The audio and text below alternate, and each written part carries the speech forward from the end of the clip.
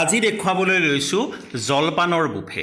আপোনালোকে চাগে আচৰিতেই হৈছে, কাৰণ জলপান বুফেৰ যিটো ব্যৱস্থা তাত সাধাৰণতে দিয়া দেখা নাযায়। আৰু ময়ো প্ৰথমবাৰলৈ জীৱনৰ বুফেৰ যি ব্যৱস্থা তাত জলপান দেখা পালোঁ।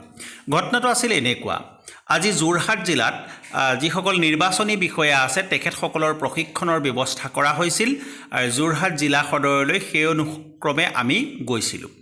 তাত গৈ দেখা পালোঁ যে জলপান দি থকা হৈছে আৰু সেয়া দি থকা হৈছে বুফে ছিষ্টেমটোৰ জৰিয়তে। সাধাৰণতে এনেকুৱা ঘটনা খুব কমেই দেখিবলৈ পোৱা যায়। খাদ্য বেছি সুস্বাদু হয় যেতিয়া তাৰ পৰিৱেশন কলাটো খুব সুন্দৰ হয়। চিৰা, গুড়, এয়া দৈ দেখিছেনে বাৰু? এইফালে চিৰা বকুল বৰা ধানৰ আৰু সিফালে মুড়িৰ ব্যৱস্থা আছিল, মই কেপচাৰ কৰিবলৈ নহ'ল।